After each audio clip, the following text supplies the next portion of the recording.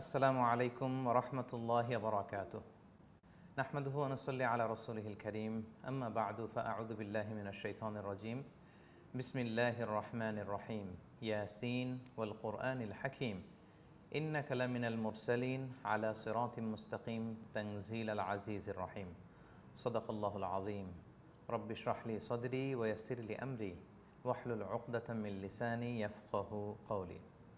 The heart of the কোরআন বা কোরআনের হৃদয় শিরোনামে পবিত্র রমাদানুল মুবারক উপলক্ষে ধারাবাহিক 4 পর্বের কোরআনিক লাইভ সিরিজের সর্বশেষ পর্বে অর্থাৎ চতুর্থ পর্বে আপনাদের সবাইকে স্বাগতম জানাচ্ছি। আমাদের আজকের এই লাইভ সেশনটি Mizanur Rahman Azhari verified Facebook page থেকে এবং ভেরিফাইড ইউটিউব চ্যানেল থেকে সরাসরি সম্প্রচারিত হচ্ছে। কোরআনের কথাগুলো গণমানুষের কাছে পৌঁছে দেওয়ার স্বার্থে আমরা প্রত্যাশা করব যে আপনারা লাইভটি নিজেও শুনবেন এবং ফ্রেন্ডস অ্যান্ড ফ্যামিলির সাথে শেয়ার করবেন। সম্মানিত সুধী, দেখতে দেখতে আমরা ধারাবাহিক 4 পর্বে কোরআনিক লাইভ সিরিজের 3টি পর্ব শেষ করে আজকে চতুর্থ পর্বে অর্থাৎ সর্বশেষ পর্বে এসে উপনীত হয়েছি। প্রতিটি পর্বে যারা আমাদের সাথে ছিলেন তাদের সবাইকে আন্তরিক শুভেচ্ছা এবং মোবারকবাদ জানিয়ে শুরু করছি। সম্মানিত সুধী, দেখতে দেখতে আমরা রমাদানের 25টি দিন কাটিয়ে ফেললাম। আজকে 25-এর রাত এবং ওয়ান অফ দ্য পটেনশিয়াল কদরের রাত। আমরা যেন এই রাতে বেশি বেশি ইবাদত করি, কোরআন তেলাওয়াত করি, দোয়া করি, কিয়ামুল লাইলে দীর্ঘ সময় আমরা যেন কাটাই এবং সিজদায় পড়ে যেন আমরা লম্বা সময় দোয়া করি। এই রাতে বিষ্ণু ইসলাম আম্মা জান আয়েশা রাদিয়াল্লাহু তাআলা আনহাকে স্পেশাল একটি দোয়া করতে বলেছেন যে আয়েশা, তুমি যদি কদর পেয়ে যাও তুমি পড়বে আল্লাহুম্মা ইন্নাকা আফুন তুহিব্বুল আফওয়া ফাআফু আন্নি, অর্থাৎ আল্লাহ আপনি ক্ষমাশীল, আপনি ক্ষমা করাকে পছন্দ করেন, আল্লাহ আপনি আমাকে ক্ষমা করেন। আল্লাহ তাআলা যেন আমাদের ক্ষমার ফয়সালা করে, আল্লাহ তাআলা যেন আমাদেরকে কল্যাণ, বারাকা, মার্সি, ব্লেসিংস দিয়ে সমৃদ্ধ করে, ভরপুর করে, এই কামনাই করছি।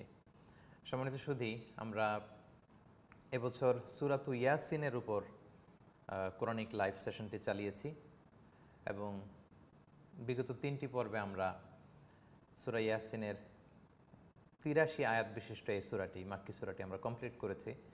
যারা প্রতিটি পর্বে আমাদের সাথে ছিলেন তারা দেখেছেন যে আমরা প্রথমে সরল বঙ্গানুবাদ আপনাদের সাথে শেয়ার করেছি, তারপরে সংক্ষিপ্ত তাফসির এবং আমাদের কিছু উপলব্ধি, কিছু অ্যানালাইসিস আপনাদের সাথে শেয়ার করেছি। যারা বিগত 3টি পর্বে আমাদের এই কোরআনিক লাইভ সেশনে ছিলেন তাদের মনে থাকবার কথা যে আমরা বলেছিলাম সূরা ইয়াসিন মূলত 5টি পর্বে বিভক্ত। প্রথম পর্বে আল্লাহ তাআলা একটি ইন্ট্রোডাক্টরি ডিসকাশন দিয়েছেন। সেখানে তিনি রাসূল সাল্লাল্লাহু আলাইহি ওয়াসাল্লাম যে আল্লাহর পাঠানো প্রফেট, মেসেঞ্জার অফ আল্লাহ সুবহানাহু ওয়া তাআলা, এটা কনফার্ম করেছেন। যেহেতু মক্কার কুরাইশরা বিষ্ণু ইসলামকে কখনো সাহের মানে জাদুকর, কখনো কাহিন মানে গণক, কখনো শায়ের বা কবি, কখনো মাজনুন বা পাগল, কখনো আল আবতার বা নির্বংশ, এরকম ট্যাগ লাগাতো বিষ্ণু ইসলামকে, এইরকম কমেন্টস তারা করতো। তো বিষ্ণু ইসলামকে সান্ত্বনা দেওয়ার জন্য, বিষ্ণু ইসলামকে তার হৃদয়কে আরও মজবুত করবার জন্য আল্লাহ তাআলা বলেছেন যে ইন্নাকা লামিনাল মুরসালিন, হে নবী আপনি রাসূলদের অন্তর্ভুক্ত, আপনার একটা লং হিস্ট্রি আছে, লেগেসি আছে, অন্যান্য প্রফেটরা যেমনি এসছে আপনিও তেমনি এসছেন, আপনি সর্বশেষ রাসূল, সর্বশ্রেষ্ঠ রাসূল। এবং যারা এগুলো বলছে তাদের কপালে যে আসলে হেদায়েত নেই এটা কনফার্ম করে আল্লাহ তাআলা সূরা ইয়াসিনের প্রথম পর্ব শেষ করেছেন বা ইন্ট্রোডাক্টরি ডিসকাশন শেষ করেছেন। এরপর আমরা বলেছিলাম সূরা ইয়াসিনের দ্বিতীয় পর্বে আল্লাহ তাআলা ইতিহাস নিয়ে একটু ঘাটাঘাটি করেছেন, ইতিহাসকে আমাদের কাছে ভিন্নভাবে উপস্থাপন করেছেন। আন্তাকিয়া জনপদে তিনি 2জন রাসূল পাঠিয়েছেন তাদের হেদায়েতের জন্য, এবং এলাকার লোকরা যখন প্রত্যাখ্যান করলো এনফোর্সমেন্টের জন্য আরেকজন রাসূল পাঠালেন, তাকেও প্রত্যাখ্যান করলো। কেউ তাদের দাওয়াতে সাড়া দেয়নি। একজন মাত্র সাড়া দিয়ে ঈমান এনেছিল, তাকেও এলাকাবাসী শহীদ করে ফেলল। এবং তাদের এই অবাধ্যতা, তাদের দাম্ভিকতা, তাদের সীমালঙ্ঘনের কারণে আল্লাহ তাআলা শব্দ তরঙ্গ দিয়ে, সাউন্ড গ্রেনেড দিয়ে পুরো জাতিকালা ধ্বংস করে দিলেন। এই অতীতের হিস্ট্রিক্যাল এভিডেন্সটা তিনি আমাদের সামনে দ্বিতীয় পর্বে আলোকপাত করেছেন। এবং আমরা বলেছিলাম যে তৃতীয় পর্বে আল্লাহ তাআলা অতীত থেকে ফিরে বর্তমানে শিফট করেছেন বা সুইফট করেছেন। এখানে সুইফট করে তিনি বর্তমানে আমরা আমাদের খালি চোখ মেলে তাকালে আমরা যে ন্যাচারাল ফেনোমেনা বা কসমিক সিম্বল দেখি, এগুলো নিয়ে আলোচনা করেছেন। তিনি বলেছেন যে চোখ খুলে দেখো, তোমাদের জন্য কত নিদর্শন আছে, মৃত জমিনকে কিভাবে বৃষ্টি দিয়ে আমি সিক্ত করে জীবিত করি, রাতের পরে কিভাবে দিনকে আমি নিয়ে আসি, সূর্য চাঁদ কিভাবে একটার পর একটা তাদের অরবিটে, তাদের অ্যাক্সিসে এগুলো চলাচল করে, এবং কিভাবে জলযান নৌযানগুলো সাগরের বুক চিরে এক মাথা থেকে পৃথিবীর অন্য মাথায় চলে যায়, এই নিদর্শনগুলো তিনি আমাদের সামনে এনে বোঝাতে চাইছেন যে এগুলোর দিকে খেয়াল করলেই তো তোমরা আমি আল্লাহর একত্ববাদকে খুঁজে পাবে। দ্বিতীয় পর্ব শেষে তৃতীয় পর্বে আল্লাহ এই বিষয়গুলো নিয়ে আলোচনা করেছেন এবং চতুর্থ পর্বে আল্লাহ তাআলা অতীত বর্তমানকে ছাপিয়ে তিনি ভবিষ্যতের দিকে আমাদের দৃষ্টিকে নিবন্ধিত করতে চেয়েছেন, অর্থাৎ ভবিষ্যতে যেটা চিরন্তন মহাসত্যের মুখোমুখি আমরা হব, কেয়ামতের মুখোমুখি, সেই কেয়ামত নিয়ে আলোচনা করেছেন চতুর্থ পর্বে, আপনাদের নিশ্চয়ই মনে আছে। জান্নাতের নাজ নেয়ামতের কথা বলেছেন, জাহান্নামের পরিস্থিতি কেমন হবে সেগুলো বলেছেন। আর সর্বশেষ পর্বে বেসিকলি আল্লাহ তাআলা তিনি আমাদেরকে কী কী নাজ নেয়ামত দিয়েছেন, কিছু নাজ নেয়ামতের কথা স্মরণ করিয়ে দিয়েছেন এবং সবশেষে পুনরুত্থান, এই জীবনে যে শেষ জীবন নয়, মৃত্যুর পরে আবার আমরা জীবন লাভ করব, আমরা পুনরায় জীবিত হব, মৃত্যুর পরে যে আরেকটা জীবন আছে যেটা অনন্তকালের জীবন, সেই জীবনকে তিনি এস্টাবলিশ করেছেন যে এটা সত্য এবং তিনি যে মহাকুদরতের অধিকারী, অসীম ক্ষমতার অধিকারী, আনলিমিটেড পাওয়ার তার হাতে আছে, এটা আল্লাহ তাআলা সর্বশেষ পর্বে তিনি আমাদেরকে বলে সূরাটাকে কনক্লুড করেছেন। আমাদের বিশ্বাস যে আপনারা যারা শুরু থেকে শেষ পর্যন্ত আমাদের এই আলোচনাগুলো শুনেছেন, তাদের কাছে এখন পুরো সূরা ইয়াসিনের একটা ক্লিয়ার ইমেজ বা পিকচার আপনাদের চোখের সামনে ভেসে বেড়াচ্ছে। সম্মানিত সুধী, আজকের শেষ পর্বে আমরা বেসিকলি 83 আয়াত বিশিষ্ট কোরআনের চমৎকার সূরা বা দ্য হার্ট অফ দ্য কোরআন, কোরআনের হৃদয় নামের এই সূরাটি, কলবুল কোরআন যাকে আখ্যা দেওয়া হয়েছে, এই সূরা থেকে আমরা আসলে আমাদের জীবনের কি পাথেয় সংগ্রহ করতে পারি, আমাদের জীবনের পাঠ, আমরা কিছু লাইফ লেসন, কোরআনের প্রতিটা আয়াত থেকে আসলে ইনফিনিট লেসন রয়েছে। From every single verse of the Quran আমরা অনেক শিক্ষা বের করে আনতে পারবো। কিন্তু এত দীর্ঘ আলোচনা যেহেতু আমাদের লাইভ সেশনে সম্ভব নয়, আমি পুরো সূরাটি থেকে 15টি লাইফ লেসন বের করে এনেছি, যে এই সূরা থেকে আমাদের জন্য শিক্ষা, আমাদের জীবনের পাথেয়, আমাদের জীবনের চলতি পথের পাঠ, এই 15টি শিক্ষা আজকে চতুর্থ পর্বে আপনাদের সাথে শেয়ার করবো ইনশাআল্লাহ বিইذনিল্লাহ। তার আগে আমরা একটু দেখে নিতে চাই যে কারা কারা আপনারা আমাদের সাথে আমাদের ফেসবুক ভেরিফাইড পেজে এই লাইভ সেশন এবং ইউটিউবের লাইভ সেশনে যুক্ত হয়েছেন। শুরুতে আমরা একটু দেখে নিব বাংলাদেশ থেকে আপনারা কারা কারা যুক্ত হয়েছেন আমাদের ফেসবুকের লাইভে, এবং দেশের বাইরে থেকে পৃথিবীর অন্যান্য দেশ থেকেও আপনারা কারা কারা যুক্ত হয়েছেন, আপনাদের নাম উল্লেখ করে দেশের কোন জেলা কিংবা দেশের বাইরে কোন দেশ থেকে আপনারা যুক্ত হয়েছেন আপনারা আমাদেরকে জানাবেন।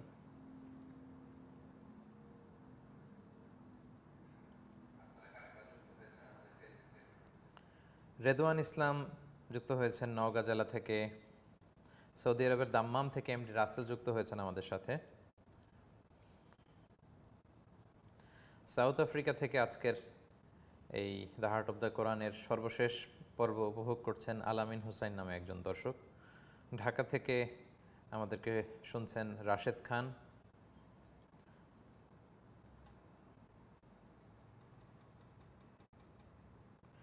সৌদি আরব থেকে জাভেদ পাটোয়ারি।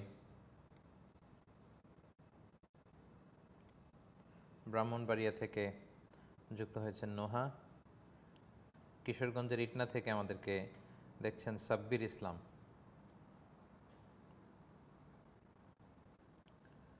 বাংলাদেশের পার্শ্ববর্তী দেশ ইন্ডিয়া থেকে আমাদের সাথে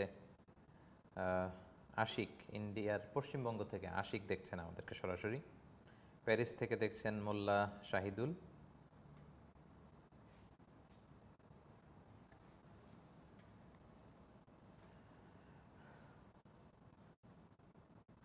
কাতার থেকে দেখছেন আতিক হাসান।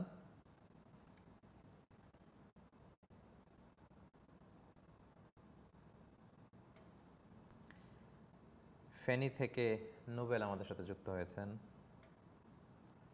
তোফাজ্জল মাহমুদ।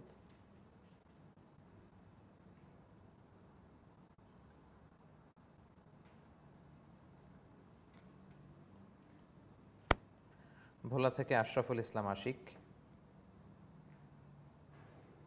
প্যারিস থেকে আহমেদ জায়েদ যুক্ত হয়েছেন আমাদের সাথে।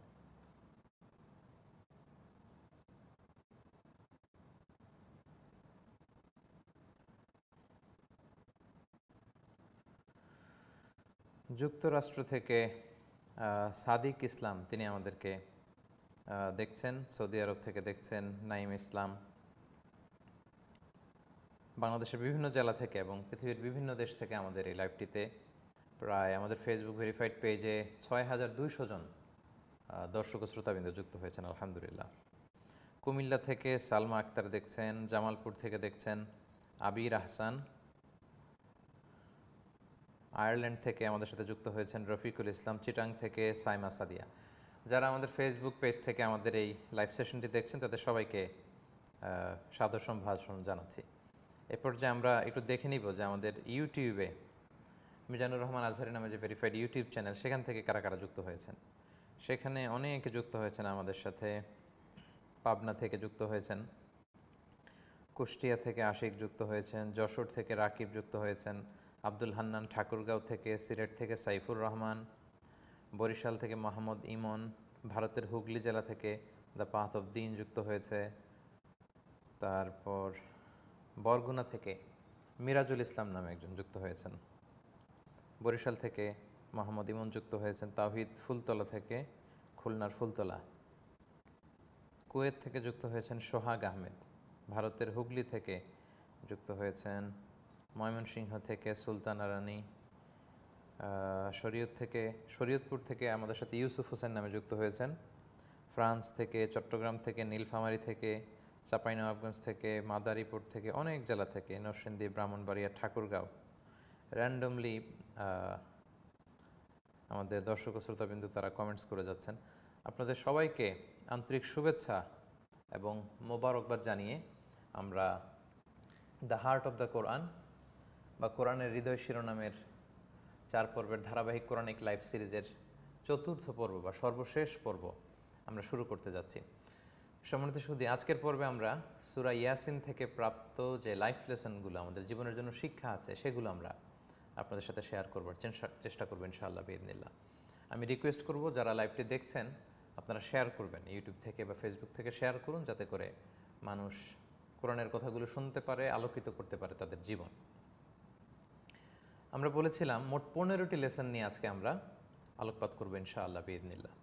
সর্বপ্রথম সূরা ইয়াসিন থেকে প্রাপ্ত যে শিক্ষাটি আমরা পাই সেটা হচ্ছে আল্লাহ তাআলা আমাদের জন্য যে the latest version of revelation, সর্বশেষ যে রেভেলেশন বা ওহী বা প্রত্যাদেশ পাঠিয়েছেন আকাশ থেকে আসমানি কিতাব, সেটা হচ্ছে কোরআন। এবং এই কোরআনের ব্যাপারে তিনি সূরা ইয়াসিনের 2 নম্বর আয়াতে শপথ করে বলেছেন যে ওয়াল কোরআনিল হাকিম, প্রজ্ঞাময় কোরআনের শপথ, অথবা এমন কোরআন যেটা হাকিম, যেটা ভার্ডিক্ট দিতে সক্ষম, বিচার করতে সক্ষম, রায় দিতে সক্ষম, এমন কোরআনের শপথ, অথবা কোরআন মুহকাম, অর্থাৎ well connected, perfectly connected, well net. এই লেসনটা আমরা এই আয়াত থেকে পাই যে কোরআনের প্রতিটি আয়াত এটা ইন্টারকানেক্টেড। কোরআনের প্রত্যেকটি কথা একটার সাথে আরেকটা ওয়েল নেট। আমরা যে জাল দেখি, জালের সুতাগুলো যেমনি একটার সাথে একটা ইন্টার রিলেটেড, ইন্টারকানেক্টেড, তেমনি কোরআনের প্রতিটি আয়াত একটার সাথে একটা perfectly connected, completely well net. কোরআনের এক কথার সাথে আরেক কথায় কোনো বৈপরীত্য নেই, কোনো কন্ট্রোভার্সি নেই, বরং কোরআনের এক অংশ আরেক অংশকে ব্যাখ্যা করে দেয়। কোরআনের কোথাও যদি আল্লাহ তাআলা সংক্ষিপ্তভাবে কিছু উল্লেখ করেন, অন্য জায়গায় এটা ইন ডিটেইল তিনি আলোচনা করেছেন।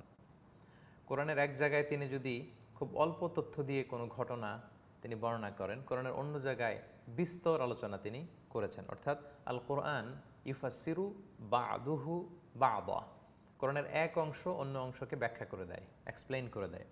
এবং কোরআনের প্রতিটি সূরা, প্রতিটি আয়াত, প্রতিটি কথা, প্রতিটি বার্তা এটা পারফেক্টলি কানেক্টেড, ওয়েল নেট, একটার সাথে একটা কানেক্টেড। এর কারণ হচ্ছে এটা আল্লাহ তাআলার পক্ষ থেকে এসেছে। পৃথিবীর কোনো মানুষের কথা এরকম ওয়েল কানেক্টেড হয় না। আপনি যত বড় স্কলার, বিদ্বান, জ্ঞানী ব্যক্তির কথা বলেন, দেখবেন যে তার জীবনের এক সময়ে তিনি এক ধরনের চিন্তা লালন করতেন, তার যখন ম্যাচিউরিটি চলে আসে বা আরও ফার্দার নলেজ তিনি অ্যাকোয়ার করতে পারেন, তখন তিনি অন্য কথা বলেন। এটাই মানুষের স্বাভাবিক নিয়ম। মানুষ সবসময় একই ধরনের চিন্তা লালন করে না। তার কাছে যখন সত্য এসে ধরা দেয়, সে নতুন কিছু জানতে পারে, সে নতুন ধরনের চিন্তা চেতনা পোষণ করে। তো কোরআনে আপনি এরকম পাবেন না। কোরআনের প্রতিটি কথা perfectly connected, completely well net. এর কারণ এটি আল্লাহ তাআলার পক্ষ থেকে এসেছে। আল্লাহ তাআলা বলছেন আফালা ইয়াতাদাব্বারুনা আল কোরআন ওয়ালাউ কানা মিন ইনদি গায়রিল্লাহি লাওয়াজাদু ফীহি ইখতিলাফান কাসীরা। এই কোরআন যদি আল্লাহর পক্ষ থেকে না এসে অন্য কারো পক্ষ থেকে আসতো, তাহলে তোমরা এতে অনেক বৈপরীত্য দেখতে পেতে। অনেক লেখকের বই তো আপনি, কোনো লেখকের যে অনেক বই থাকে, দেখবেন যে তার কোনো এক বইয়ের কথার সাথে অন্য কথার অনেক সময় অমিল পাওয়া যায়, গরমিল পাওয়া যায়, বৈপরীত্য পাওয়া যায়, কারণ প্রতিনিয়ত সে নিজেকে ডেভেলপ করে। কোরআনে এটা আপনি পাবেন না। কোরআনের এক আয়াত অন্য আয়াতকে ব্যাখ্যা করে, একটা আরেকটাকে সাপোর্ট করে, পরিপূরক, সম্পূরক, অমিল নেই, কন্ট্রোভার্সি নেই, বরং আপনি হারমোনি খুঁজে পাবেন, ওয়েল কানেক্টেড। এর কারণ এটা আল্লাহর পক্ষ থেকে এসেছে। আল্লাহ বলেন, তারা কি কোরআন নিয়ে গবেষণা করে না? এই কোরআন যদি আল্লাহ ছাড়া অন্য কারো পক্ষ থেকে নাজিল হতো, লাওয়াজাদু ফীহি ইখতিলাফান কাসীরা, তারা সেখানে অনেক ইখতিলাফ দেখতে পেত, মতবিরোধ দেখতে পেত, কিন্তু সেটা কোরআনের ভেতরে নেই। অন্য আয়াতে আল্লাহ তাআলা বলছেন, লা ইয়াতিহিল বাতিলু মিন বাইনি ইয়াদাইহি ওয়ালা মিন খালফিহি তানজিলুম মিন হাকিমিন হামিদ। কোরআনের সামনে দিয়ে পেছন দিয়ে নতুন করে কিছু কোরআনে ঢুকতে পারবে না। কোরআনের ভেতরে কিছু অনুপ্রবেশ করানো সম্ভব নয়, কোনো ভুল তথ্য, মিথ্যা তথ্য এটা কোরআনে ঢুকানো সম্ভব নয়, কারণ এটা তানজিলুম মিন হাকিমিন হামিদ, প্রজ্ঞাময়, সুপ্রশংসিত, স্বপ্রশংসিত আল্লাহ তাআলার পক্ষ থেকে এই কোরআন নাজিল হয়েছে। ফলে কোরআনের মধ্যে নতুন করে কোনো ভুল ভাল ভ্রান্তি এটা ঢুকবে না, কারণ এটা ওয়েল প্রোটেক্টেড। তাহলে এই প্রথম লেসনটা আমরা জানলাম যে কোরআনের every single verse of the Quran is well protected, perfectly connected এবং কমপ্লিটলি ওয়েল নেট, একটা আরেকটার সাথে জুড়ে আছে। ওয়াল কোরআনিল হাকিম মানে ওয়াল কোরআনিল মুহকাম, সুদৃঢ়, ফার্ম, পাকা পোক্ত কোরআনের শপথ, যে কোরআন এক আয়াত আরেক আয়াতকে সাপোর্ট করে, এক্সপ্লেইন করে, ওয়েল কানেক্টেড থাকে, আর কোনো বৈপরীত্য কোরআনে খুঁজে পাওয়া যায় না। এটা হচ্ছে টাইমলেস মিরাকেল। সময় ছাপিয়ে, যুগ ছাপিয়ে, কাল ছাপিয়ে কিয়ামত পর্যন্ত কোরআন তার গাইডেন্স বিলাতে থাকবে মানুষের জন্য। আল্লাহু আকবার। এই ফার্স্ট লেসনটা আমরা সূরা ইয়াসিন থেকে পাই। 2 নম্বর যে লেসনটি পাই সেটি হচ্ছে, জেনে বুঝে যে ব্যক্তি সত্য প্রত্যাখ্যান করে তার নসিবে আল্লাহ তাআলা হেদায়েত রাখেন না। আপনি হেদায়েতকে চিনতে পারছেন না, কোনটা সত্য জানতে পারছেন না, আপনি খুব চাচ্ছেন আসলে সত্য কোনটা, মহাসত্য কোনটা, সেটাকে গ্রহণ করার, what is truth, what is right, এটা খুঁজতে চাচ্ছেন, জানতে চাচ্ছেন। আপনার পক্ষে সত্য খুঁজে পাওয়া সম্ভব, আপনার পক্ষে হেদায়েতের দেখা পাওয়া সম্ভব, আপনার গাইডেড হওয়া সম্ভব, কিন্তু আপনি জানেন যেটা সত্য, কিন্তু প্ল্যান করেছেন আপনি মানবেন না, আপনার পক্ষে হেদায়েত পাওয়া সম্ভব নয়। এটাই হচ্ছে কোরআনের দৃষ্টিভঙ্গি। এবং আল্লাহ তাআলা এটা অনেক জায়গায় বলেছেন। সূরা ইয়াসিনের 10 নম্বর আয়াত আল্লাহ তাআলা বিশ্বনবীকে অ্যাড্রেস করে বললেন যে, ওয়াসাওয়াউন আলাইহিম আনযারতাহুম আম লাম তুনজিরহুম লা ইউমিনুন। নবী হে, ওদেরকে আপনি, কুরাইশদেরকে যারা এরকম গোয়ার্তুমি করছে, সীমালঙ্ঘন করছে, বাড়াবাড়ি করছে, তারা জানে সত্য, কিন্তু প্ল্যান করেছে সত্য হলো আমরা মানব না, যেহেতু আমাদের চিন্তার বিপরীত, আমাদের বাপ দাদার সে ধর্মকে আঁকড়ে ধরে রাখবো, আমরা মূর্তির পূজাই করব, পৌত্তলিকতাকেই আমরা বেছে নিয়েছি। এই চিন্তা নিয়ে যারা বসে আছে গো ধরে, তাদেরকে আপনি হেদায়েত দিতে পারবেন না। সাওয়াউন আলাইহিম, সমান সমান, সতর্ক করেন বা না, ওয়ার্নিং দেন আর না দেন, লা ইউমিনুন, তারা ঈমান আনবে না। সূরা বাকারায় আল্লাহ তাআলা এটা আরো চমৎকার করে বলেছেন যে, খতামাল্লাহু আলা কুলুবিহিম ওয়া আলা সামঈহিম ওয়া আলা আবসারিহিম গিশাওয়া ওয়া লাহুম আযাবুন আযীম। আল্লাহ তাদের অন্তরে মোহর মেরে দিয়েছেন, খেতাম মেরে দিয়েছেন, সিলগালা করে দিয়েছেন, এই অন্তরে আর হেদায়েতের নূর ঢুকবে না। তাদের কানে আল্লাহ সিল মেরে দিয়েছেন, চোখে আল্লাহ পর্দা দিয়েছেন, তারা সত্যকে দেখে না। তাহলে অনেকে বলে যে আল্লাহই তো পর্দা দিয়েছে, আল্লাহই তো সিল মেরেছে, তো আমি হেদায়েত পাবো কি করে? না, এটা আল্লাহর ফাইনাল ফায়সালা। যখন আল্লাহ দেখে যে সে শুধু টালবাহানা করে, সত্যকে দেখে জেনেও সত্যকে মানে না, তখন আল্লাহ তাআলা এই স্ট্রিক্ট ডিসিশন নেন যে আমি তার হৃদয়ে সিল মোহর মেরে দিলাম, খেতাম মেরে দিলাম, তার নসিবে হেদায়েত নেই, ছাড় পাওয়ার সুযোগ নেই, বেঁচে যাওয়ার সুযোগ নেই, যা করি আমরা লিখে রাখি, আল্লাহ তাআলা লিখে রাখেন।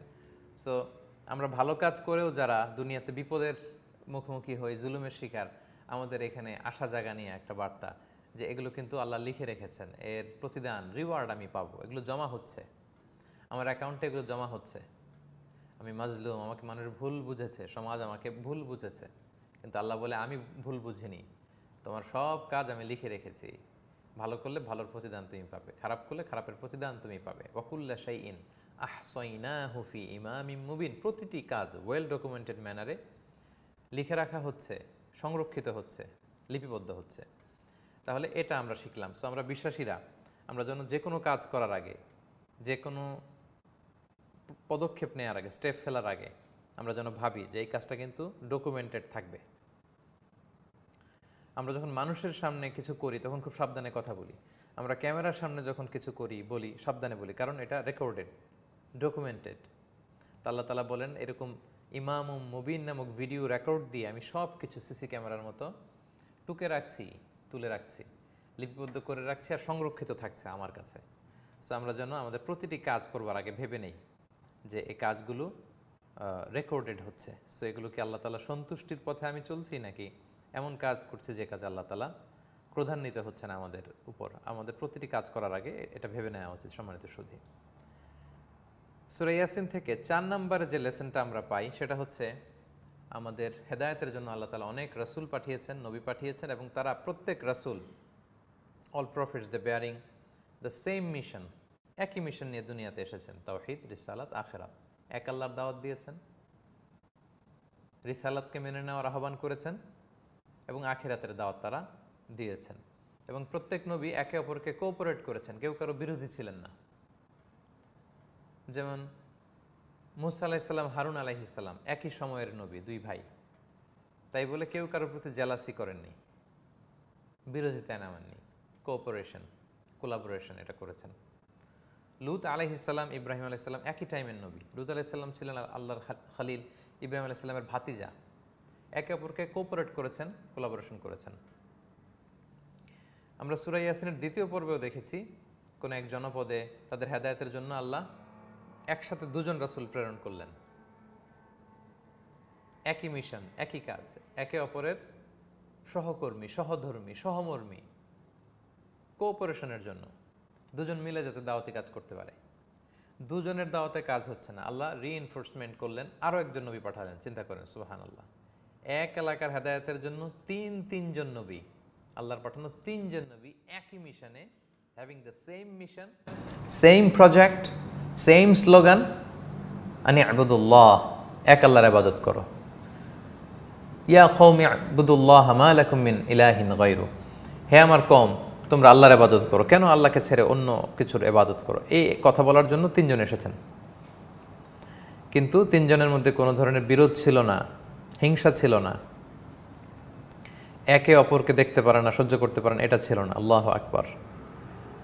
ইদ আরসালনা ইলাইহিম ইসনাইন, সূরা ইয়াসিন সাক্ষী আল্লাহ বলেন তাদের কাছে দুজন রাসূল পাঠালাম, ফাকাযযাবুহুমা, তাদেরকে মিথ্যা প্রতিপন্ন করা হলো, ফাআযযাজনা বিসালিস, তৃতীয়জন পাঠালাম। তারা এসে বলল আমরা রাসূল।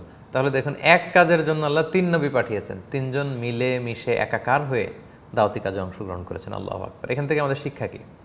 আমরা এখন স্কলাররা যারা আছেন, দাঈরা যারা আছেন, ওলামারা যারা আছেন, তাদের সেম মিশন, প্রতিটি ইসলামিক দলের একই মিশন। তারা আল্লাহর জমিনে আল্লাহর দ্বীন কায়েম করতে চায়, আল্লাহর বাণীকে অন্য সব কিছুর উপরে প্রাধান্য দিতে চায়, ইসলামকে বিজয়ী শক্তি হিসেবে দেখতে চায়। সবার যদি উদ্দেশ্য একই হয় তাহলে এত বিভেদ কেন আমাদের মধ্যে, এত কন্ট্রোভার্সি কেন, একে অপরের প্রতি এরকম জেলাসি কেন? আমরা যদি দেখি আমাদের বাংলাদেশের প্রেক্ষাপটটাকে যদি আমরা সামনে আনি, আমরা সোশ্যাল মিডিয়ায় দেখি যে একজন স্কলার আরেকজনের স্কলারের ব্যাপারে সমালোচনা করছেন, একেবারে উলঙ্গ সমালোচনা, অন্যকে হেয় করে তুচ্ছ তাচ্ছিল্য করে কথা বলছেন। সামান্য যে শিষ্টাচার, এই শিষ্টাচারকে ভায়োলেট করে শিষ্টাচার বহির্ভূত কথা বলছেন, মাঝে মাঝে আগ্রাসী হয়ে ফেরোসাস হয়ে কথা বলছেন। যেহেতু শুধু কথা বলার সুযোগ আছে, কিন্তু হয়তো ক্ষমতা থাকলে তাদের উপর ঝাঁপিয়ে পড়তেন। এজন্য আল্লাহ তাআলা আলেমদেরকে ক্ষমতা দিচ্ছেন না বাংলাদেশে। এত দল, ইসলামপন্থীদের হাতে ক্ষমতা নেই, কারণ হয়তো এই কাজটাই আমরা করব। আমরা যাদেরকে পছন্দ করি না, যাদের ব্যাপারে আমাদের জেলাসি, অ্যালার্জি, আমরা তাদের উপর হামলে পড়ব। তো এখনও আমরা ক্ষমতা পাওয়ার উপযোগী হইনি, ওই ব্রডার লিডারশিপে যাওয়ার উপযোগী আমরা এখনও হইনি। সূরা ইয়াসিনের দ্বিতীয় পর্ব থেকে আমাদের শিক্ষা হচ্ছে, যেহেতু আমাদের মিশন এক, আমাদের ভিশন এক, আমরা আল্লাহর জমিনে আল্লাহর দ্বীন বাস্তবায়ন করতে চাই, কোরআনের কথা ছড়িয়ে দিতে চাই, সত্য সুন্দর কল্যাণের বাণী আমরা ছড়াতে চাই, সবার কাজ যেহেতু এক, সো একে অপরের সাথে কোঅপারেশন থাকা উচিত, কোলাবোরেশন থাকা উচিত, সহমর্মী হওয়া উচিত, একে অপরকে সাপোর্ট করা উচিত। আমার ভাই তো আমার কাজটাই করছে, নবীওয়ালা কাজই তো করছে, দ্বীনি দাওয়াতের কাজই তো করছে, এই বিশাল কাজ করে সে আমার দায়িত্ব আরও হালকা করে দিচ্ছে, তো সে তো আমার সহযোগী। এই চিন্তা চেতনা যেন দায়ীদের মধ্যে থাকে। তাদের মধ্যে যেন পারস্পরিক কোলাবোরেশন থাকে, কোঅপারেশন থাকে, একে অপরের সাথে মিলে, যেহেতু সেম প্রজেক্ট সেম মিশন, এভাবে যেন আমরা কাজ করতে পারি। এটা হচ্ছে সূরা ইয়াসিনের শিক্ষা। আমরা কোরআন পড়ব কিন্তু লেসনগুলো মানব না, এবং বিশেষ করে আলেমদের মধ্যে, দায়ীদের মধ্যে এই বিভেদগুলো চোখে পড়বে। এটা খুবই বিব্রতকর, খুবই দুঃখজনক এবং লজ্জাজনক ব্যাপার। আল্লাহ তাআলা আমাদের দেশের ওলামাদেরকে, স্কলার্সদেরকে, দায়ীদেরকে একই প্ল্যাটফর্মে এসে একে অপরের প্রতি সহানুভূতি, সহমর্মিতা, ভালোবাসা, সাপোর্ট, কোঅপারেশন রেখে যেন আমরা একই মিশনে, একই প্রজেক্টে কাজ করতে পারি। আল্লাহ তৌফিক দান করুন। তাহলে এই মিশন, এই লেসনটা আমরা পাই যে সব নবী একই মিশনে এসেছেন, একে অপরকে কোঅপারেট করেছেন। সো আমরাও যারা দিন প্রচার করতে চাই, যেহেতু একই মিশন, আমাদের কোলাবোরেশন, কোঅপারেশন থাকা উচিত। 5 নাম্বার যে লেসনটা আমরা সূরা ইয়াসিন থেকে পাই সেটা হচ্ছে, সব নবীরা বলেছেন যে ওয়ামা আলাইনা ইল্লাল বালাগুল মুবিন। যে 3 জন নবীকে আন্তাকিয়া জনপদে পাঠানো হয়েছে ওনারাও এটাই বলেছেন। 17 নম্বর আয়াতে আপনি পাবেন সূরা ইয়াসিনে। তারা বলেছেন যে ওয়ামা, তাদেরকে যখন প্রত্যাখ্যান করা হচ্ছিল যে না তোমরা আল্লাহর পাঠানো রাসূল না, তখন তারা বলল ওয়ামা আলাইনা ইল্লাল বালাগুল মুবিন, আমরা তো সত্য তোমাদের কাছে প্রচার করলাম, সব বলে দিলাম, এখন মানো কি না মানো এটা তোমাদের, আপ টু ইউ, কিন্তু আমাদের দায়িত্ব হচ্ছে পৌঁছে দেওয়া। ওমা আলাইনা ইল্লাল বালাগুল মুবিন, পৌঁছে দেয়া ছাড়া আমরা বাণীবাহকের কাজ করি, বার্তাবাহকের কাজ, আর বাকিটা আমার দায়িত্ব না, বাকিটা আল্লাহ দেখবে, বাকি দায়িত্ব তোমার। সো দায়ীদেরও এখান থেকে শিক্ষা হচ্ছে যে আমাদের কাজ পৌঁছে দেয়া, clear communication, heart penetrating communication, যেটা এমনভাবে দিনকে, দিনের কথামালাকে, দিনের লেসনকে, শিক্ষাকে শ্রোতাদের কাছে, গণমানুষের কাছে স্মার্টলি প্রেজেন্ট করা, যাতে করে তারা ইসলামকে বুঝতে পারে সহজে। এত চমৎকার লাইফস্টাইল আমাদের কাছে থাকার পরেও এটাকে যদি আমরা স্মার্টলি প্রেজেন্ট করতে না পারি, এত চমৎকার জীবন ব্যবস্থা আমরা বিলং করার পরেও আমরা যদি বস্তা পচা এই সমস্ত ইজম, মতবাদের উপর ইসলামকে বিজয়ী করতে না পারি, এত চমৎকার আল্লাহর দেয়া গাইডেন্স আমাদের কাছে থাকার পরেও, the latest version of revelation Quran আমাদের কাছে থাকার পরেও জাস্ট স্মার্ট প্রেজেন্টেশন না হওয়ার কারণে, সুন্দরভাবে উপস্থাপন করতে না জানার কারণে আমরা যদি পিছিয়ে পড়ি, এটা হবে খুবই দুঃখজনক ব্যাপার। সম্মানিত সুধী, আমাদের কাজ হচ্ছে smartly the beauty of Islam মানুষের কাছে তুলে ধরা। মানবে কি মানবে না এটা তাদের ব্যাপার। জোর করা, কাউকে জাজ করা, এটা নবীদেরও কাজ নয়, দায়ীদেরও কাজ নয়। নাহনু দুআত লাসনা খুদাত। আরবরা বলে যে আমরা দাঈ ইলাল্লাহ, আমরা শুধু ডাকি, আমরা জাজ করি না। আমরা প্রায় মানুষকে জাজ করি, অন্যদেরকে ছোট করি, খাটো করি, সে ভালো না, সে ইসলামের পথে নাই, সে হকের উপরে নাই, তারা কেউ হক না, আমরাই শুধু হক। এগুলো হচ্ছে মুনাফিকদের আলামত, এবং পাশাপাশি এগুলো ইহুদিদেরও আলামত। সো দায়ীর কাজ হবে আল বালাগুল মুবিন, ক্লিয়ার কমিউনিকেশন, পৌঁছে দেওয়া সুন্দরভাবে। হেদায়েত কার নসিবে আছে না আছে আমরা জানি না। বিষ্ণুবিক আল্লাহ বলেছেন লাস্তা আলাইহিম বিমুসাইতির, হে মোহাম্মদ তুমি দারোগা হয়ে তো আসো নাই, তোমাকে দারোগা বানাইনি আমি, তোমাকে আমি দারোয়ান বানাইনি যে তুমি কুরাইশদের পিছনে পিছনে ঘুরতেই থাকবে। ক্লিয়ারলি পৌঁছে দাও। দিতে চাওয়া, এটাকে আবশ্যক করা, এটা নিষেধ, এটা দায়ীদের বৈশিষ্ট্যের সাথে যায় না। 2 নম্বর হচ্ছে ওয়াহুম মুহতাদুন, রাসূলরা হেদায়েত প্রাপ্ত, তারা কোনো দুনিয়াবি কিছু ডিমান্ড করে না, চায় না, আল্লাহর খুশির জন্য সত্য কথা বলে যায়, দিনের দাওয়াত দিতে থাকে, এটা হচ্ছে তারা হক হওয়ার একটা প্রমাণ। 2 নম্বর হচ্ছে মুহতাদুন, রাসূলরা হেদায়েত প্রাপ্ত, অনুপম চরিত্রের অধিকারী, কথা বার্তা, তাদের লেনদেন সব কিছু অত্যন্ত চমৎকার। সো দায়ীদেরও এই বৈশিষ্ট্য থাকতে হবে। এক, দিনী কাজ তারা আল্লাহ সন্তুষ্টির জন্য করবে, কোনো প্রতিদান তারা ডিমান্ড করবে না, চাইবে না, এমনি কোনো সম্মানই তাদেরকে আসলে সেটা গ্রহণ করবে, উপহার তারা গ্রহণ করতে পারে। রাসূল সাল্লাল্লাহু আলাইহি ওয়াসাল্লাম এটা করতেন, নবীরা এটা করতেন। এবং তারা হেদায়েতের উপর অটল থাকতে হবে। আমি হেদায়েতের দাওয়াত দেই এজ এ দায়ী, কিন্তু আমার মধ্যে হেদায়েত নাই, তাইলে তো হবে না। একজন দায়ীর সবচেয়ে বড় বৈশিষ্ট্য একজন দায়ী মুত্তাকি হবে। একজন দায়ীর সবচেয়ে বড় বৈশিষ্ট্য সে যা বলে সে নিজেও আমল করবে। একজন দায়ীর সবচেয়ে বড় বৈশিষ্ট্য তার কথাবার্তা, আচরণ, লেনদেন এটা ট্রান্সপারেন্ট হবে, পরিচ্ছন্ন হবে। সো এই আয়াত থেকে কাদেরকে আমরা ফলো করব এটা আল্লাহ বলে দিয়েছেন। আমরা কার ফলোয়ার হব? এক হচ্ছে ইত্তাবিউ মান লা ইয়াসালুকুম আজরা, দিনী কাজে যারা কোনো প্রতিদান ডিমান্ড করে না তাদের অনুসরণ করো, এবং যারা হেদায়েতের উপর অটল আছে, যারা তাকওয়া অবলম্বন করে, যারা ইলম অনুযায়ী আমল করে, এই জাতীয় দায়ীদেরকে আমাদের ফলো করতে হবে। এই ব্যাপারটি আমরা সূরা ইয়াসিনের 21 নম্বর আয়াত থেকে পাই। 7 নম্বর যে লেসনটা আমরা সূরা ইয়াসিন থেকে জানতে পারি সেটা হচ্ছে এ জগতের সব কিছু আল্লাহর দেয়া বিধান মেনে চলে। আল্লাহর দেয়া একটা বিধান আছে, সব কিছু এটা মানে, কারণ গোটা জগৎটাই তো তার, জগৎ যার আইনও চলবে তার।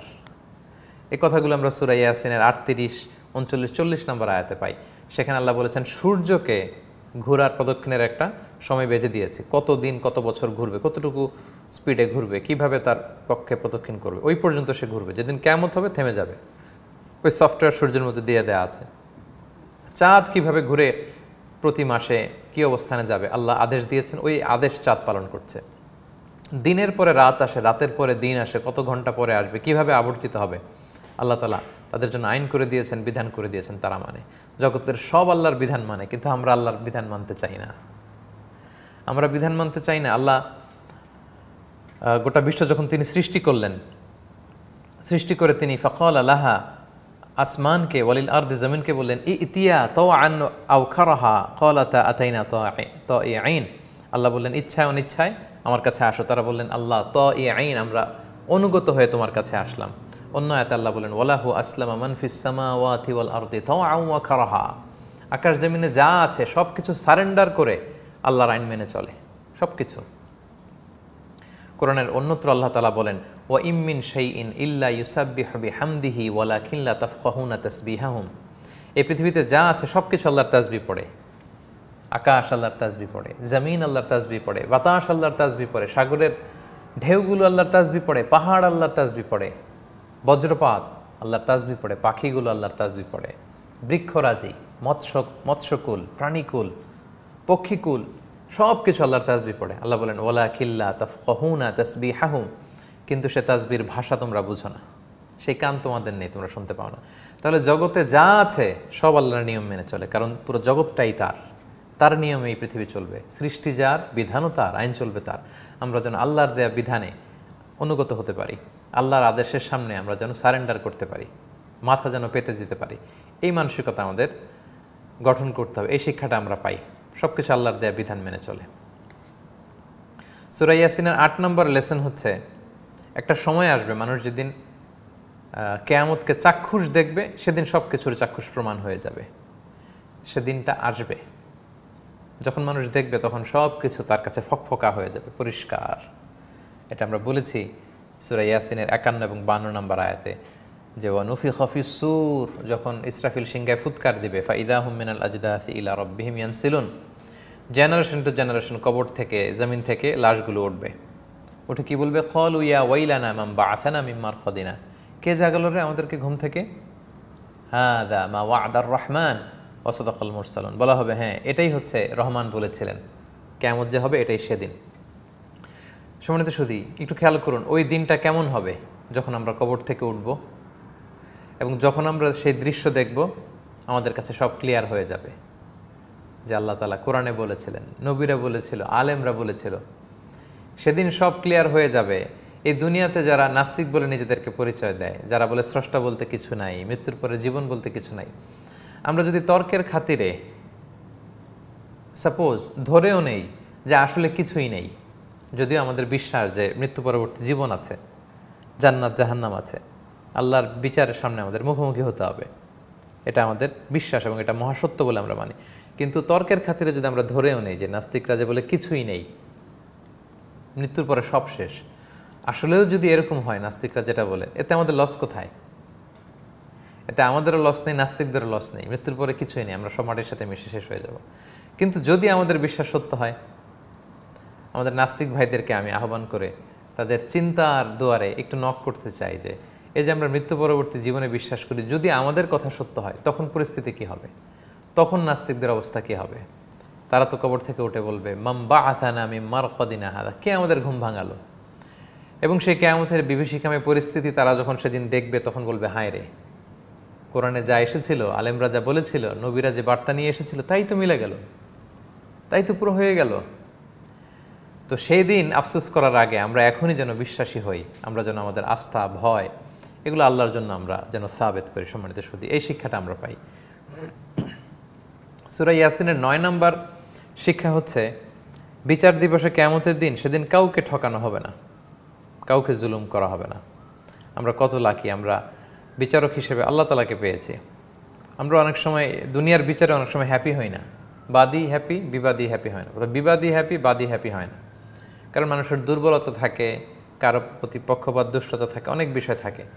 কিন্তু কেয়ামতের বিচারে আমরা এমন একজনকে জাজ হিসেবে পেয়েছি, আল্লাহু আকবার। তিনি মুসলিমদেরকেও কোনো ফেভার দিবেন না, আবার নাস্তিকদের উপরে জুলুম করবে না, আল্লাহু আকবার। কাফির, নাস্তিক, মুশরিক, অবিশ্বাসী, পত্তলিক, তাদের প্রতি এক বিন্দু জুলুম আল্লাহ করবে না।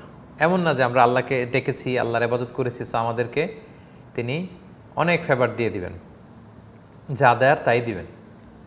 আর যারা আল্লাহকে অবিশ্বাস করেছে তাদেরকে আল্লাহ জুলুম করবেন না, তাদের কৃতকর্মের যতটুকু পাওনা ততটুকুই বুঝিয়ে দিবেন। এই কথাটি সূরা ইয়াসিনের 54 নম্বর আয়াত আল্লাহ চমৎকারভাবে বললেন যে ফাল ইয়াউমা লা তুযলামু নাফসুন শাইআ ওয়া লা তুজজাউনা ইল্লা মা কুনতুম তা'মালুন।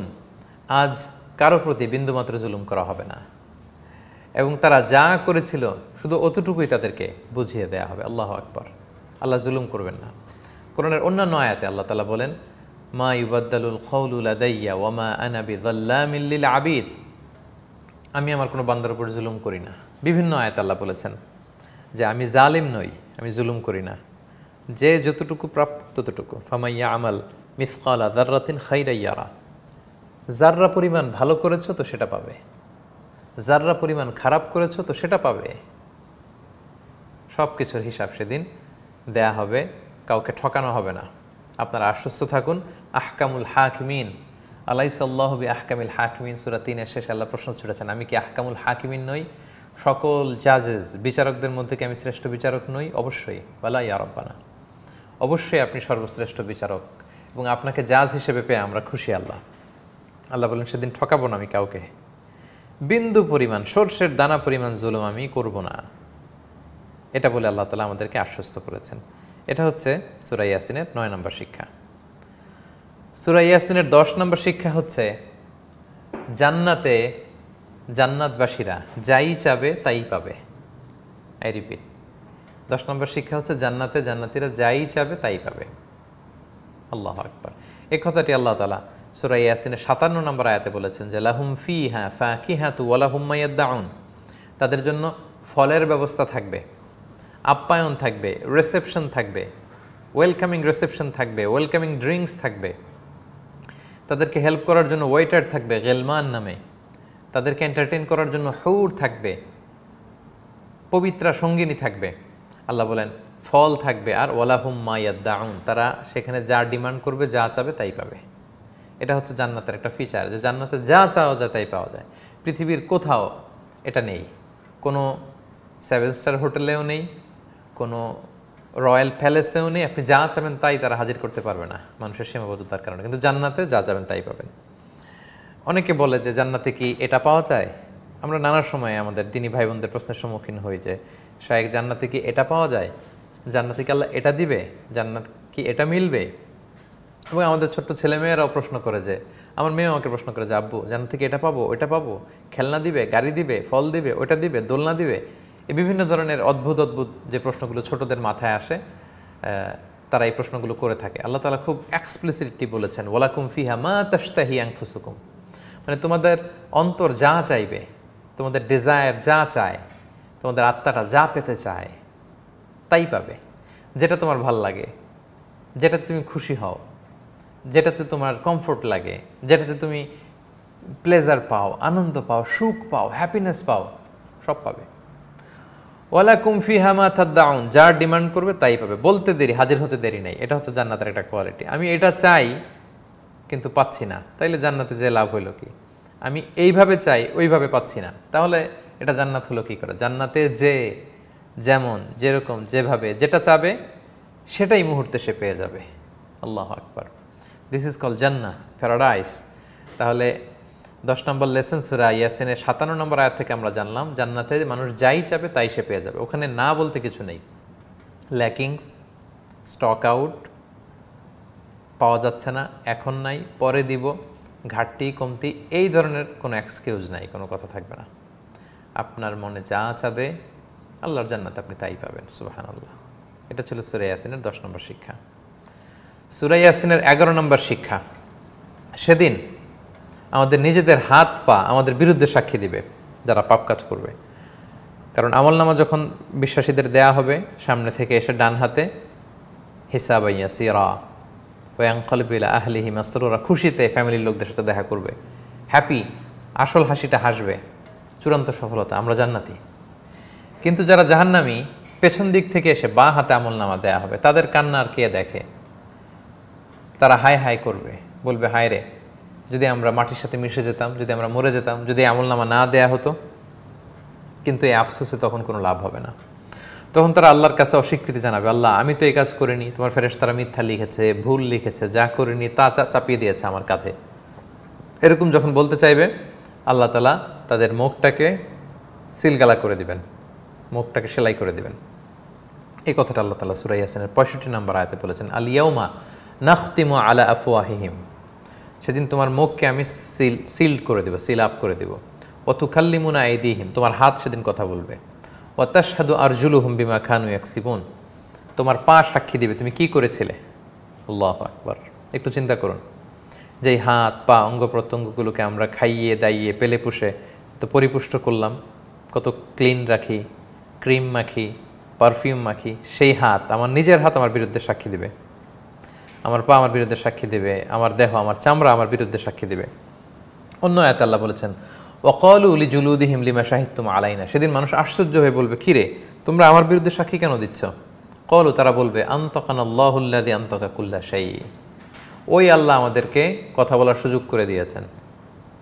যে আল্লাহ যে কোনো জিনিসকে কথা বলার সুযোগ দিতে পারেন। আল্লাহু আকবার। আল্লাহ চাইলে সব পারেন। তো নানাভাবে আল্লাহ তাআলা প্রমাণ করে ছাড়বেন যে আমরা ভুল করেছি। যারা অন্যায় করে স্বীকার করতে চাইবে না, আল্লাহ প্রমাণ করেই ছাড়বেন যে না, এটা তুমি করেছো। তোমার হাত বলছে যে তুমি হাত দিয়ে এই কাজ করেছো, এটা ধরেছো। পা বলবে পা দিয়ে হেঁটে হেঁটে তুমি এই পাপের জায়গায় গিয়েছো। দেহের প্রতিটি অর্গান, অঙ্গ প্রত্যঙ্গ সেদিন আপনার বিরুদ্ধে সাক্ষী দিবে। সো ইমাম মুবিন নামক ভিডিও রেকর্ড দিয়ে আল্লাহ শুধু সিসি ক্যামেরার মতো সব লিপিবদ্ধ করে রাখে, সংরক্ষিত করে রাখে, শুধু এটাই না, আল্লাহর কাছে 3 ফ্যাক্টর 4 ফ্যাক্টরস 5 ফ্যাক্টরস অথেন্টিকেশন আছে। আপনি স্বীকার করবেন না, আল্লাহ কেরামন কাতিবিনের আমলনামা দেখাবে যে দেখো লেখা আছে। আপনি বলবেন আল্লাহ এটা তো আমি করি নাই, ফেরেশতারা আমার ঘাড়ে চাপিয়ে দিয়েছে, তারা মিথ্যা লিখেছে। আল্লাহ তাআলা তখন আপনাকে সিল আপ করে দিবে, হাত পা সাক্ষী দেবে। সেটাও যদি আপনি না মানেন, আল্লাহ আপনার গলা থেকে একটা প্রিন্ট আউট বের করবেন, বলবেন যে দেখো তুমি যা বলেছো করেছো, এখানেও আরেকটা ফ্যাক্টর অথেন্টিকেশন আছে। আল্লাহ বলেন, ওয়া কুল্লা ইনসানিন আলজামনাহু তায়রাহু ফি উনুকিহি ওয়া নুখরিজু লাহু ইয়াওমাল কিয়ামাতি কিতাবাই ইয়ালকাহু মানশুরা, প্রতিটা মানুষের গ্রীবা লগ্নে ছোট্ট একটা লকেট দিয়েছি। এই ছোট্ট একটা চিপের মধ্যে আপনি যা বলেছেন দুনিয়াতে সব ওখানে, আপনার আমলনামার বিভিন্ন কপি আল্লাহর কাছে থাকবে। আল্লাহ সেখান থেকে বের করে দেখাবেন যেটা আপনিই করেছেন। মানতে আপনাকে হবেই। প্রতিটা কাজ প্রমাণ করে করে আল্লাহ তাআলা আপনার কাছে সেটা দালিলিকভাবে প্রমাণ করবেন যে না, এটা আপনিই করেছেন, কারণ তিনি আহকামুল হাকিমিন। তাই সম্মানিত শুধু পাপের পথে পা বাড়ানোর আগে আমরা যেন এগুলো ভাবি, একটু যেন মাথায় রাখি, চিন্তা করি যে সব কিছু আল্লাহ তাআলা লিপিবদ্ধ করছেন এবং আমার দেহের অঙ্গ প্রত্যঙ্গ আমার বিরুদ্ধে সাক্ষী দেবে একদিন। এই শিক্ষাটা আমরা পাই। 12 নম্বর শিক্ষা আমরা সূরা ইয়াসিন থেকে পাই, সেটা হচ্ছে আল্লাহ তাআলা আমাদের জীবনের মধ্যে আমাদের জন্য লেসন রেখেছেন। আমাদের জীবন চক্রে যদি আমরা একটু উপলব্ধি করতে পারতাম, আমরা যদি খেয়াল করি, আমরা ছোট ছিলাম, তারপর আমরা শৈশব শেষে কৈশোর, যৌবন, আমরা এখন জীবনের একটা মিডল এজে চলে এসেছি। দাড়ি চুল পাকতে শুরু করেছে, শৈশব দেখলাম, কৈশোর দেখলাম, যৌবন দেখলাম, এখন প্রৌঢ়ত্বের দিকে মুভ করছি। লম্বা হায়াত পাইলে আমরা হয়তো বার্ধক্যের দিকে মুভ করব। This is the circle of life. এটাই জীবনের চক্র। মানুষ চাইলেই এটা বুঝতে পারে যে এই তো, এভাবে তো রং ধরা যৌবন জং ধরে শেষ, জীবন শুরু হয়। এক একটা স্টেজ শেষ করে মানুষ অবিবাহিত থাকে, বিয়ে করে তারা কাপল হয়, তাদের ফ্যামিলিতে সন্তান আসলে তারা মা বাবা হয়, ওই সন্তান বড় হয়ে তারা বিয়ে করলে শ্বশুর হয়, আবার সন্তানের সন্তান হলে তারা নানা হয়, দাদা হয়। This is life. এই ঘূর্ণয়ন চক্র, এই সার্কেলের দিকে তাকালেও আমরা জীবন বোধ আমরা পাবো। কীভাবে আল্লাহ তাআলা আমাদেরকে এই পৃথিবীতে এই লাইফ সার্কেল দিয়েছেন, জীবনচক্র দিয়েছেন। থাকবো না আমরা, আমাদের পূর্বপুরুষরা চলে গিয়েছেন। আমরা যদি আমরা ছোট বয়সে আমাদের বাবাদেরকে ইয়াং দেখেছি, আস্তে আস্তে আমরা বয়স হচ্ছে, আমাদের বাবাদেরকে আমরা বুড়ো হতে দেখছি, আমাদের দাদা নানাদেরকে আমরা বার্ধক্যে নুজ্জ হতে দেখেছি। এই লাইফ স্টেজগুলো আমিও পার করতে যাচ্ছি। আল্লাহ সেদিকে ইঙ্গিত করে সূরা ইয়াসিনের ৬৮ নম্বর আয়াতে চমৎকার করে বলেছেন, ওমান নুআম্মির হুনুনাক্কিসু ফিল খালক। আমি যখন কারো বয়স বাড়াই, দীর্ঘ হায়াত দেই, তার লাইফে আমি একটা রিভার্স করে দিই, সে আবার শিশুর মতো হয়ে যায়। ৯০-১০০ যখন কারো বয়স হয়, সে আর বড় থাকে না, সে আসলে ছোটই হয়ে যায়, শিশুদের মতো। খেতে পারে না, বসতে পারে না, মানুষের হেল্প ছাড়া চলতে পারে না। তাহলে একেবারে পিকে ওঠার পরে রিভার্স। This is life. প্রিয় ভাইয়েরা, এই জীবনটা শুধু খেল তামাশা মৌজ মাস্তি করার জন্য আমরা আসিনি। এখন ইয়াং, আমাদের গায়ের রক্ত গরম, ধরাকে সরাগেন করি, আমার পা জমিনে পড়ে না, কাউকে আমি কেয়ার করি না, কিন্তু সময়ের আবর্তনে, কালের বিবর্তনে আমরাও সেই বার্ধক্যের দিকে যাচ্ছি, আমরাও সেই মৃত্যুর দিকে ধাবিত হচ্ছি। আমরা যদি একটু উপলব্ধি করতাম, আমরা যদি আমাদের জীবনচক্র নিয়ে একটু ভাবতাম, আমরা যদি আমাদের চিন্তার দিগন্তকে একটু প্রসারিত করতাম আমাদের লাইফ সার্কেলের দিকে তাকিয়ে, হেদায়েত আপনাতেই এসে ধরা দিত আমাদের। আল্লাহ সেটাই আমাদেরকে বলেছেন যে আফালাত ইয়া আকিলুন। তারপরও তারা বুঝবে না, তারা দেখে না তাদের বাবা, তাদের দাদা, তাদের বড় আব্বা, পর্দাদাদেরকে, তারাও তাদের মতো ইয়াং ছিল, আজকে তারা বুড়ো, মৃত্যুর প্রহর গুনছে। They will face the same situation in coming future. তাদের আসন্ন ভবিষ্যতে তারাও এটা মুখোমুখি হতে যাচ্ছে। আপনার জীবনের দিকে তাকালেই আপনি পেয়ে যাবেন, হেদায়েত পেয়ে যাবেন। এখানে আল্লাহ লেসন রেখে দিয়েছেন। সো এখানে কিন্তু উপলব্ধির একটা দ্বার উন্মোচিত হচ্ছে। আমাদের জীবনচক্রের দিকে যদি আমরা তাকাই, আমরা এই শিক্ষাটা পাই যে আমাদেরকে চলে যেতে হবে, আজীবন থাকতে আসিনি আমরা। সূরা ইয়াসিনের ৬৮ নম্বর আয়াত থেকে এই বার্তা আমরা পাই। সম্মানিত সুধী, ১৩ নম্বর যে লাইফ লেসনটা আমরা পাই সেটা হচ্ছে আমরা অনেক সময় অতীত ভুলে যাই। অতীত ভুলে যাওয়া বড্ড বোকামি। অতীতকে ভুলে যাওয়া যাবে না। আমাদের একটু ভাবতে হবে আমরা কোথায় ছিলাম, আমরা কি ছিলাম, আমরা কোথায় ছিলাম, এটা একটু আমাদের ভাবতে হবে। আমরা অনেক সময় ভুলে যাই। সূরা ইয়াসিনের ৭৭ নম্বর আয়াতে আল্লাহ তাআলা বলেছেন, আওয়ালাম ইয়ারাল ইনসানু আন্না খালাকনাহু মিন নুতফা। মানুষকে একটু দেখে না, খেয়াল করে না যে মানুষকে আমি কোত্থেকে বানিয়েছি? এক ফোঁটা বীর্য থেকে আমি মানুষকে বানিয়েছি। ফাইদা হুয়া খসিমুম মুবিন। কিন্তু এখন যখন তার গায়ে বীর্য, শৌর্য, শক্তি, সামর্থ্য, এখন সে আমার সাথে ঝগড়া করে। আমরা আস ইবনে ওয়াইলের কথা বলেছিলাম, মরা মানুষের হাড্ডি এনে গুঁড়ো করে ফু দিয়ে বিষ্ণুকে বলেছেন, এই জীর্ণ শীর্ণ হাড্ডিও তোমার আল্লাহ জীবিত করবে? তুমি এই কথা আমাদের বলো। আল্লাহ বলেন তার দাম্ভিকতা এত বড়, সে আমার সাথে মানুষের তুলনা দেয়। সে একটু খেয়াল করে না সে আগে কি ছিল, অতীত ভুলে যায়। একটু খেয়াল করলেই বুঝবেন যে আমরা ছোটবেলা কত দুর্বল ছিলাম, ছোটবেলার কথা মনেই রাখতে পারিনি। কেউ খাইয়ে না দিলে খেতে পারতাম না, ছোট বাচ্চাকে বসানো যায় না। আমি গত পর্বে বলেছিলাম, একটা ২ মাসের বাচ্চাকে সে বসতেই পারে না, আর সে লোক অহংকার করে, সে অন্যের হেল্প ছাড়া বসতে পারতো না। বালিশ দিয়ে ২-৪ জন ধরে তাকে বসানো লাগতো, ছেড়ে দিলে এক পাশে কাত হয়ে ছোট বাচ্চা পড়ে যায়। নিশ্চয়ই মনে পড়ে আপনাদের, বা আপনাদের ঘরে ছোট্ট সোনামনেরা থাকলে আপনারা তো দেখছেন যে তাদের কতটা সাপোর্টের প্রয়োজন হয়। আল্লাহ বলে তারও আগে তুমি ছিলে নুতফা, এক ফোঁটা বীর্য, শুক্রকীট। এই তুচ্ছ ছোট্ট অস্তিত্ব থেকে তোমাকে বাড়াতে বাড়াতে বাড়াতে নৌরিশ করতে করতে আমি ফুল ফর্ম বেবি করে মায়ের পেট থেকে আনলাম, বড় করলাম, বড় করতে করতে কৈশোর যৌবন তুমি পেলে। আর এখন তুমি আমি আল্লাহর বিরুদ্ধে দাম্ভিকতা দেখাও, ঝগড়া করো। আল্লাহ সেদিকে ইঙ্গিত করে বলেন যে অতীত ভুলে যাওয়া ঠিক না, অতীত ভুলে যাওয়া বড্ড বড় বোকামি। আমরা কোথায় ছিলাম, আমরা কি ছিলাম, এটা একটু আমাদের ভাবা দরকার।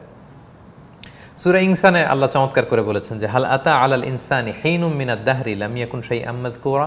মানুষকে একটু খেয়াল করে না যে মানুষের জীবনে একটা সময় ছিল উল্লেখ করার মতো সে কিছুই ছিল না? কিছুই তো ছিলাম না। আজকে আপনার বয়স ৩০ বছর আগে আপনি কি ছিলেন? কিছু ছিলেন? আপনার অস্তিত্ব ছিল, আপনার নাম ছিল, গ্রাম ছিল, অ্যাড্রেস ছিল, পরিচিত ছিল, নেম ছিল, ফেম ছিল, পাওয়ার ছিল? কিছুই ছিল না। তো এটা আমরা একটু ভাবি না কেন যে আমরা কি ছিলাম? কিছুই ছিলাম না। এই জন্য অতীত যারা ভুলে যায় তারা বড্ড বড় বোকা। অতীত ভুলতে নেই। অতীত মানুষের আই ওপেন করে। First is an I opening for every human being. অতীত আপনার চোখকে খুলে দিবে। সাল্লাহ বলেন অতীত ভুলে যাও না, তুমি কি ছিলে একটু খেয়াল করো, তাহলেই তোমার দাম্ভিকতা দূরে চলে যাবে। সো আমরা কি ছিলাম, কোথায় ছিলাম, আমরা যেন খেয়াল করি, আমরা যেন অতীত ভুলে না যাই। সম্মানিত সুধী, 14 নম্বর সূরা ইয়াসিন থেকে প্রাপ্ত 14 নম্বর লেসন হচ্ছে পুনরুত্থান, পুনর্জীবন। আমরা বলেছিলাম যে তাওহীদ, আখিরাত এবং রিসালাত এগুলো সূরা ইয়াসিনের সেন্ট্রাল থিম হলেও one of the major theme of সূরা ইয়াসিন হচ্ছে পুনরুত্থান। আপনি দেখবেন যে বিভিন্ন আয়াতের ভেতরে এটাই আছে নেপথ্যে। আল্লাহ মৃত জমিনকে জীবিত করেন পানি দিয়ে, তার মানে বোঝাতে চান তোমাদেরকে উঠাবো। আল্লাহ বলেন আমি এটা বানাতে পারি, ওটা বানাতে পারি, তোমাদেরকে বানাতে পারবো না। এটা আল্লাহ বারবার বলেছেন। তার মানে পুনরুত্থান, পুনর্জীবন, মৃত্যু পরবর্তী যে জীবন, অনন্তকালের জীবন, এটা মহাসত্য। এটা আল্লাহ বারবার সূরা ইয়াসিনে প্রমাণ করতে চেয়েছেন। একটু খেয়াল করে দেখুন, আল্লাহ বলেছেন, গত পর্বে আমরা এটা নিয়ে কথা বলেছিলাম যে কুল ইউহয়িহা আল্লাযী আনশাহা আউওয়াল মাররা। বিষ্ণুনবীর কাছে মানুষের কঙ্কাল জীর্ণশীর্ণ করে আসিব নেওয়াল যখন বলল এটা জীবিত হবে, তখন আল্লাহ বললেন হ্যাঁ, এটাকে আল্লাহ জীবিত করবে, যেমনি প্রথম আল্লাহ এটাকে তৈরি করেছিল। আমরা বলেছিলাম কোনো জিনিস প্রথমে তৈরি করা সহজ। আল্লাহ যখন প্রথমে তোমাকে অস্তিত্বহীনতা থেকে বানাতে পারলেন, তা মাটির সাথে মিশে যাওয়ার পরে কেন পারবেন না? এটা তো আরও সহজ, এটা তো আল্লাহ আর পারবেন। আবার আল্লাহ বলেছেন আওয়ালাইসাল্লাযী খালাকাস সামাওয়াতি ওয়াল আরদা বিকাদিরিন আলা আন ইয়াখলুকা মিসলাহুম, যে আল্লাহ সুবিশাল জমিন বানাতে পারলেন, যে আল্লাহ সুবিশাল আকাশ বানাতে পারলেন, সে আল্লাহ তোমাদেরকে আবার কবর থেকে উঠিয়ে নতুন করে বানাতে পারবেন না? অবশ্যই পারবেন, অবশ্যই। এটা আল্লাহর জন্য খুব সহজ। এবং কোরআনের বিভিন্ন আয়াতে আল্লাহ এই পুনরুত্থান, পুনর্জীবনের কথা বলেছেন। আল্লাহ তাআলা আমাদেরকে উঠাবেন। আমাদের কাছে অনেকের মনে হয় যে আসলেই কি সত্যি? একটু যদি খেয়াল করি, আমরা মরে গেলে পচে যাই, গলে যাই, 5 বছর পরে আমাদের যে স্কেলিটন, মাথার খুলি, কঙ্কাল মাটি কনজিউম করে ফেলে। 10 বছর পরে আর অস্তিত্ব থাকে না, ডাস্ট হয়ে যায়। অনেক কবরে তো এরকম হয়, এক কবরের উপর 10 কবর হয়, বুলডোজার দিয়ে ভেঙে এক কবরের উপর আরেক কবর। তো 20 বছর আগে যে কবর ছিল সে কই নাই, মাটি কনজিউম করে ফেলেছে, পোকামাকড় খেয়ে ফেলেছে, হাড্ডিগুলো এত নরম, বালুর সাথে মিশে বালুকণা। আল্লাহ বলে বালুকণা থেকে আমি জীবিত করব। কিভাবে? সহিহ মুসলিমের একটা হাদিস, বিষ্ণু সাল্লাল্লাহু আলাইহি ওয়াসাল্লাম বলেন ইন্না ফিল ইনসানি আযমান লা তাআকুলুহুল আরদু আবাদা। মানুষের দেহে একটি ছোট্ট হাড্ডি কণিকা আছে, এটা জমিন কনজিউম করতে পারে না। ফিহি ইউরাক্কাবু ইয়াউমাল কিয়ামা, আর সেই হাড্ডি কণিকা থেকে আল্লাহ কিয়ামতের দিন মানুষকে উঠাবেন, সৃষ্টি করবেন। সুবহানাল্লাহ। সাহাবারা বললেন আইয়ু আযমিন হুয়া ইয়া রাসূলুল্লাহ, হে আল্লাহর নবী, তাহলে সেই হাড় বা হাড্ডি কণিকা সেটা কোনটা? বিষ্ণু সাল্লাল্লাহু আলাইহি ওয়াসাল্লাম বললেন আজবুয যানাব, ইংরেজিতে বলে ককসিক্স, ইংরেজিতে ককসিক্স বা টেইল বোন, বাংলায় বলে পুচ্ছাস্থি। পুচ্ছ মানে লেজ, আর অস্থি মানে তো হাড়। হাড়ের যে জায়গা থেকে লেজ তৈরি হয়। ককসিস হচ্ছে আমাদের যে স্পাইনাল কর্ড আছে শির দ্বারা, বা মেরুদণ্ড, মেরুদণ্ডের একেবারে নিচে, আমাদের স্পাইনাল কর্ডের একেবারে নিচে টেইল বোন, যেখান থেকে বিড়ালের লেজটা তৈরি হয়, যে জায়গা থেকে বানরের লেজ, গরুর লেজ যেখান থেকে শুরু হয়, ওই জায়গাটাতে আমাদের ব্যাকবোনের নিচে ডাক্তারের পরিভাষাটাকে ককসিক্স বলে। খুবই ছোট্ট ট্রায়াঙ্গেল, ত্রিভুজাকৃতির একটা কণা আছে। 10 বছর, 20 বছর, 30 বছর আগের কবরে লাশ যেমনি পচে গলে বালু হয়ে যায়, সব মুছে যায়, কিন্তু ছোট্ট ওই ককসিক্সটা নিঃশেষ হয় না। বিষ্ণু সাল্লাল্লাহু আলাইহি ওয়াসাল্লাম বলেন প্রতিটা মানুষের ওই ককসিক্স থেকে আল্লাহ মানুষকে আবার রিকনস্ট্রাক্ট করবেন। আল্লাহু আকবার। Allah will reconstruct the whole body from this tail bone. এই ট্রায়াঙ্গেল ছোট্ট এই কণা থেকে আল্লাহ তাআলা কিয়ামতের দিন আমাদেরকে আবার তৈরি করবেন। এই কথাটি আল্লাহ তাআলা চমৎকারভাবে সূরা কিয়ামায় বলেছেন যে আয়াহসাবুল ইনসানু আল্লান নাজমা ইযামা, মানুষ কি ভেবেছে আমি মানুষের হাড়গুলো জোড়া লাগাতে পারবো না? মানুষের মনে প্রশ্ন, আজকের কবরের এই অবস্থা, এখানে যে 100 বছর আগে যে কবর ছিল তার কেউ, তার তো কোনো অস্তিত্বই নেই। আল্লাহ বলে তুমি ভেবেছো এই হাড়গুলোকে আমি পুনরায় অ্যাসেম্বলি করতে পারবো না, রিকনস্ট্রাক্ট করতে পারবো না? বালা কাদিরিনা আলা আন নুসাউইয়া বানানা, শুধু মৃত্যুর পরে তোমাদেরকে হাড় জোড়া লাগিয়ে উঠাবো তা না, তোমাদের যে হাতের এই যে ফিঙ্গারপ্রিন্ট, আঙ্গুলের অগ্রভাগ, এগুলো সহ আমি উঠাবো। অর্থাৎ আপনি যে ধূলিকণা ডাস্ট হয়ে গেছেন, আপনাকে তুলবেন এবং পৃথিবীতে জীবদ্দশায় আপনার ফিঙ্গারপ্রিন্ট যেমন ছিল ঠিক সেভাবে এগুলো আল্লাহ ম্যাচ করে উঠাবেন। সুবহানাল্লাহ বিহামদি। এই যে ফিঙ্গারপ্রিন্টের কথা 1500 বছর আগে আল্লাহ বলেছেন। পৃথিবীর মানুষ 1880 সালের আগে ভালো করে ফিঙ্গারপ্রিন্টের কথা জানতোই না। স্যার ফ্রান্সিস গ্যালটন, একজন ব্রিটিশ বিজ্ঞানী, তিনি এই ফিঙ্গারপ্রিন্টের কথা বলেছেন। আল্লাহ বলেন তোমরা ভাবো যে আমি হাড়গুলো জোড়া লাগাতে পারবো না, ওখানে গোশতের প্যাকেট পরাতে পারবো না? আরে বালা কাদিরিনা আলা আন নুসাউইয়া বানানা, তোমাদের আঙ্গুলের অগ্রভাগের যে ফিঙ্গারপ্রিন্ট সেটা সহ আমি তোমাদেরকে তুলবো। আল্লাহু আকবার। তাহলে পুনরুজ্জীবন, পুনরুত্থান, এটা মহাসত্য। আপনি দুনিয়াতে যে মারা যাচ্ছেন এটা সাময়িক বিদায়, আপনি চিরকালের জন্য মরছেন না। আপনার অস্তিত্বের সাময়িক বিদায়, আপনার রুহের কোনো বিদায় নেই, মৃত্যু নেই, ক্ষয় নেই, লয় নেই। আপনার রুহ হয়তো ইল্লিনে নয় সিজ্জিনে। আর ওই কক্সিক্স থেকে আজবুদ জানাব থেকে কিয়ামতের দিন আল্লাহ তাআলা আবার আমাদেরকে পুনরুজ্জীবিত করবেন। তাহলে পুনর্জীবন এটা সূরা ইয়াসিনের অন্যতম শিক্ষা এবং এটা মহাসত্য, আমরা এটা বিশ্বাস করি। সূরা ইয়াসিনের সর্বশেষ শিক্ষা হচ্ছে যে আয়াত দিয়ে আল্লাহ তাআলা শেষ করেছেন যে আল্লাহ তাআলা অসীম ক্ষমতার মালিক, অসীম কুদরতের মালিক। জান্নাতে যেমনি নাই বলতে কিছু নাই, আল্লাহ তাআলার ক্ষেত্রেও কোনো প্রশ্ন চলে না যে তিনি কি এটা পারেন, তিনি কি ওইটা করতে পারেন, এটাও কি আল্লাহর পক্ষে সম্ভব। এই প্রশ্নগুলো আল্লাহর ক্ষেত্রে আসলে বেমানান, বড্ড বেমানান। কারণ তিনি কুন ফায়াকুনের মালিক, তিনি কুন বললেই হয়ে যায়। কুন বি, আল্লাহ বলেন খুন বি ফায়াকুন, ইট ইজ, এটা হয়ে যায়। সুবহানাল্লাহ। এই আয়াত দিয়ে আল্লাহ শেষ করলেন। আল্লাহ বলেন ইন্নামা আমরুহু ইযা আরাদা শাইআন আইয়াকুলা লাহু কুন ফায়াকুন। আল্লাহ যখন কোনো কিছু করতে চান, কোনো ব্যাপারে কিছু করতে চান, আল্লাহ বলেন খুন হও, ফায়াকুন হয়ে যায়। তিনি সূরা বুরুজে বলেছেন ফাআলুল লিমা ইউরিদ, তিনি যা চান তাই করতে পারেন, যেমন চান তেমন করতে পারেন। সো আল্লাহর ক্ষমতা, কুদরত, এটা যে কত অসীম এটা মানুষ কল্পনাও করতে পারে না।